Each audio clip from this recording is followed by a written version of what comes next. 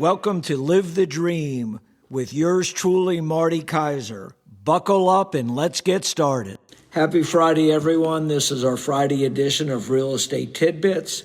Hope everyone is having a great week so far and enjoying our nice Florida weather.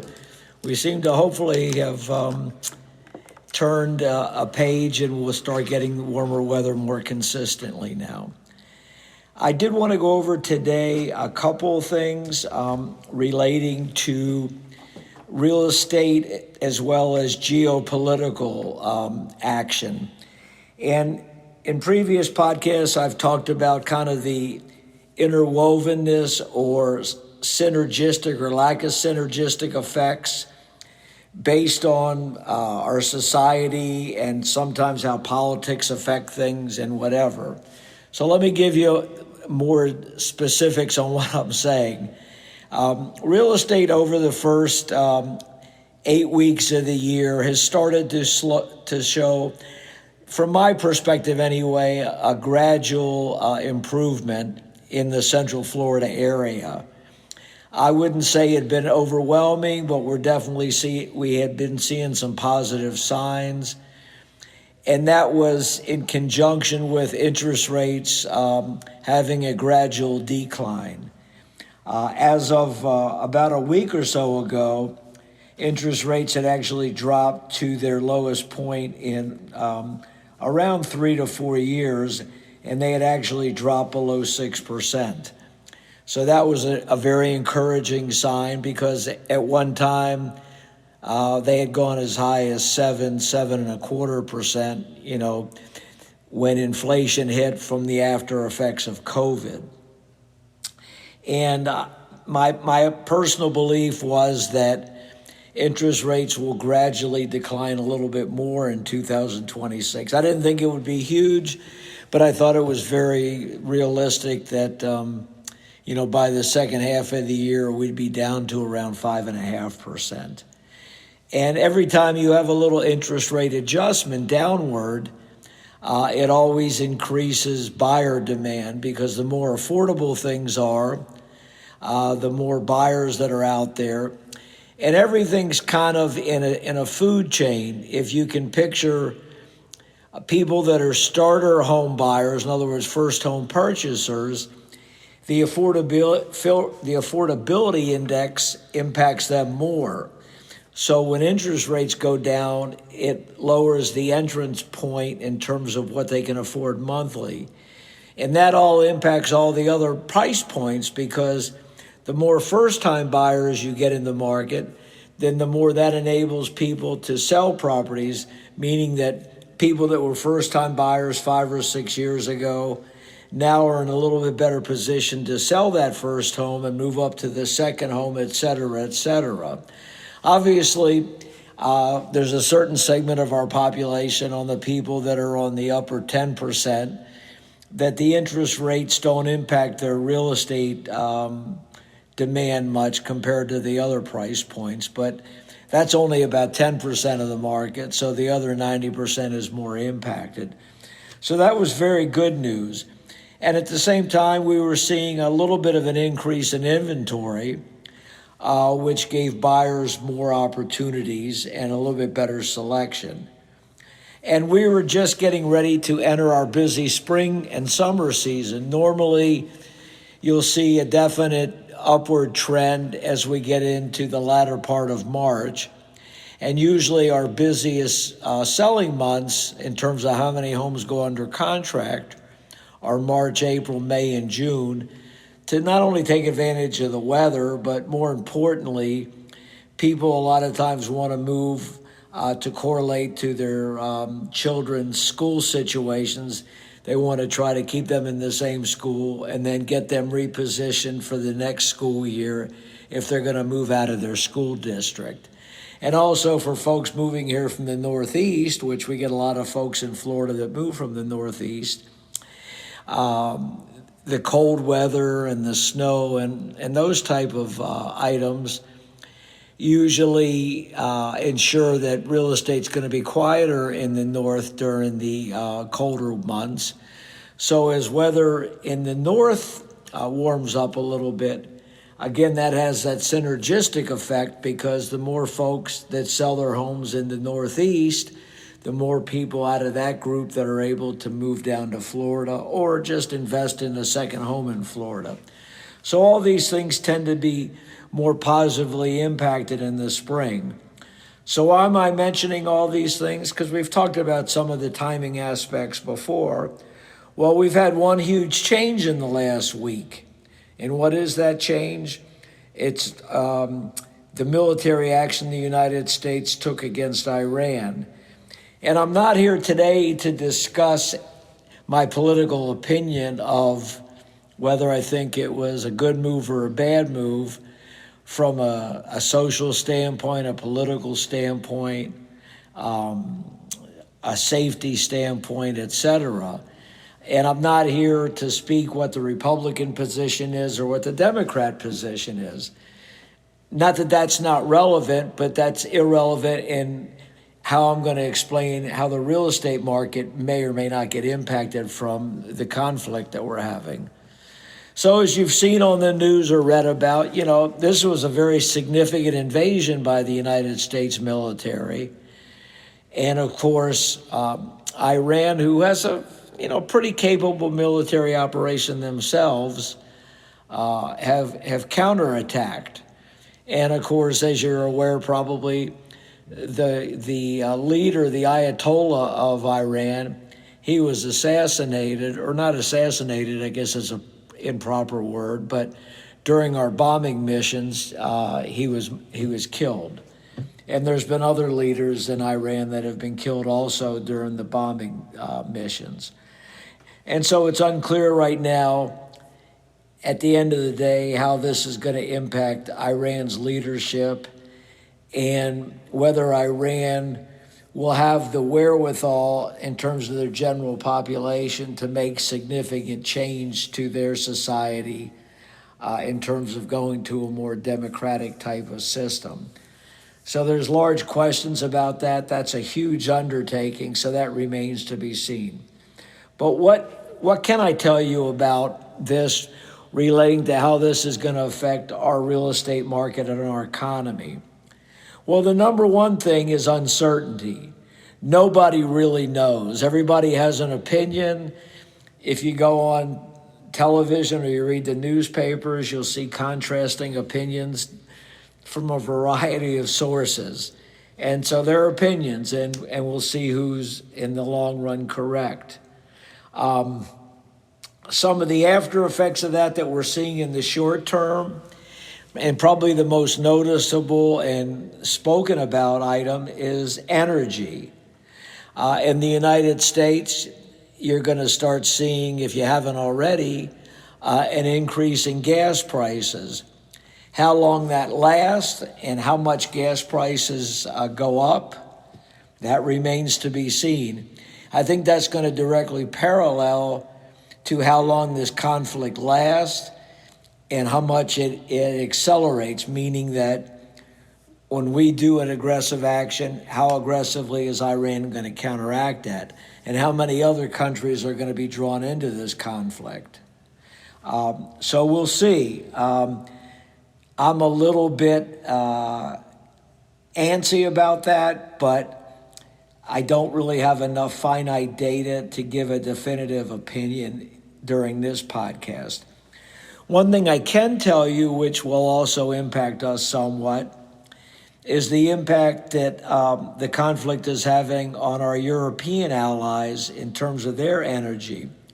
One of the things that you'll probably hear about if you haven't already is a lot of the world, but especially in Europe, they've gone to a lot of natural gas. And I don't know the acronym, but I think it's like LPI or something, liquid petroleum or something like that. And so where they receive a lot of their natural gas currently is from Qatar, which is a Middle Eastern country. And Qatar is pretty much, I would say, an ally of ours, and probably they're a country that tries to stay more neutral. And they're a pretty economically affluent country in the Middle East. Well, because of the conflicts and because of Iran bombing some of our allies and neutral countries in response to our incursion there, it's really impacted some of these countries. So one of the things that Qatar's done is they've basically had to shut down their natural gas for the time being just due to the military situation. And so what that's doing is it's cutting off a lot of the supply to Europe. Now, the United States does also provide a lot of the natural gas, but from what I read, it might benefit us in terms of our natural gas production and income, but we're close to our maximum capacity. So we're not going to be able to significantly take up the gap that's caused by Qatar not being able to produce this product until the military action either slows down dramatically or stops. And so in the short term, I think that's going to get worse, and there's a lot of nervousness in Europe. The other thing that's bad from an environmental situation is because of the increased use of natural gas, a lot of these European countries and some of the Asian corridor had slowed down and cut back dramatically on their use of coal, which was good to limit carbon emissions and just overall worldwide pollution. Well, now because of the shortage of the natural gas that's going to be created, these countries are either already doing this or already projected to amp up their somewhat defunct coal production, because obviously you have to have sources of energy to have your country take care of their citizenry. And so that's going to be a hugely negative thing from an environmental and pollution standpoint. So again, that's something else to keep an eye on. I would say from a real estate perspective in the United States, obviously, as I mentioned, it's creating a little bit of uncertainty. I think the main thing for people is to try to remain consistent. And what do I mean by consistent? Well, if you were either out in the market or getting ready to get out in the market and purchase real estate, I wouldn't necessarily put off your plans, because unless you're in an industry that you think your employment may have been impacted by some of what's going on, you obviously had identified that you were in a position to purchase real estate. So I would definitely continue to move forward with that. The one thing you're probably going to be a little bit nervous about are interest rates, because as I mentioned, interest rates went down below 6, but in the last 3 or 4 days, they've started to creep up a little bit. And the expectation is that possibly if these military conflicts last for any length of time, interest rates may go up a little bit more. And obviously that's not a positive thing. So I'm recommending to my customers, because I've had a lot of inquiries into people that I'm either working with or plan on getting into the marketplace shortly, and to trying to lock their rate in as much as possible. When you buy a house and you need to secure a mortgage, you always have two general concepts. You can either float your rate or you can lock in. Floating your rate means that you hope the rates go down, and then when they get down to a certain level, you can lock in. Locking in your rate means that you're contracting on your interest rate at whatever the best rate you can get in with the lender that you're working with as of a certain day. So to be more on the conservative side for people that are concerned about interest rates going up, I would definitely lock in your rate. And, when you lock in your rate, you want to make sure that you're 100% sure on how long your lender will lock your rate in. Whether it's a 30-day rate lock-in, a 60-day rate lock-in, whatever the case may be. Keep in mind that usually on a typical mortgage transaction, the average time to close from the time that you agree on a contract is 30 to 35 days. So if you're locking in, you want to make sure that you're going to be able to adhere to that timeline, and then it correlates to the amount of time that you're locking in. And so the sources that I follow are a couple of the big national sources in terms of the news. And so the opinions that I'm giving you are not only based on my own, but also on the data that I research. And, so there are competing variables, but I think, like I said, if you follow my recommendation of being consistent, I think you shouldn't get hurt too bad. It's very possible that the spring will be a little slower than we had hoped for, but I also think that may stay balanced in the sense that if you have less buyers out there, you may have less homes for sale. So the balancing between buyers and sellers shouldn't change much. It may obviously mean that there's a few less transactions going on than the professionals in the real estate industry would like. But these things are really beyond our control. And so we'll just have to wait and see. Prices up to this point, between the first couple months of this year and what has taken place in 2024 and 25, really have stayed pretty stable. The advice I would give sellers right now, if you have solid reasons why you're wanting to put your house for sale, by all means do that. But I would say that there's even going to be more of a premium on you doing two things. Number one, you price your home properly. And number two, that you take care of any deferred maintenance and within financial reason, improve things in your house so that your house shows as well as it can, because first impressions are so crucial. And I'll give you an example of something that I came across this morning, actually. I've got some customers that are looking to buy a second home property down here, and they want something with low maintenance, and they have certain criteria. Location's really important. And so even though they could afford more, they've identified condos as a potential landing spot for their purchase needs. And so there was a new condo that came for sale today in Hunters Creek. And so I alerted them to this condo. And it looks like, from what I can tell by the photos and such, it just came on the market this morning. The condo looks like it's been well maintained and has got some, pretty decent improvements in it. The challenge with that condo, however, the price of the property was at the top of its price point. It wasn't unreasonable, but at the top of its price point. So I felt it was a sellable unit. The problem is when I did some background research on that property, the property had been purchased 3 years by its current seller, and the acquisition price at that time was $33,000 above what the highest unit had sold for in there. So I should correct myself. I think I made one misstatement. They priced the property at well above market level.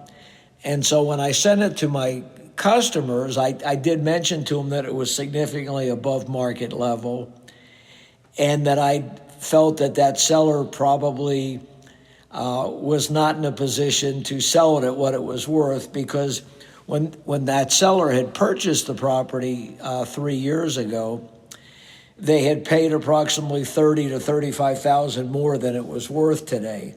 So they actually have the property on the market as of today, $30,000 to $35,000 more than it's worth. So in all likelihood, that property is going to sit.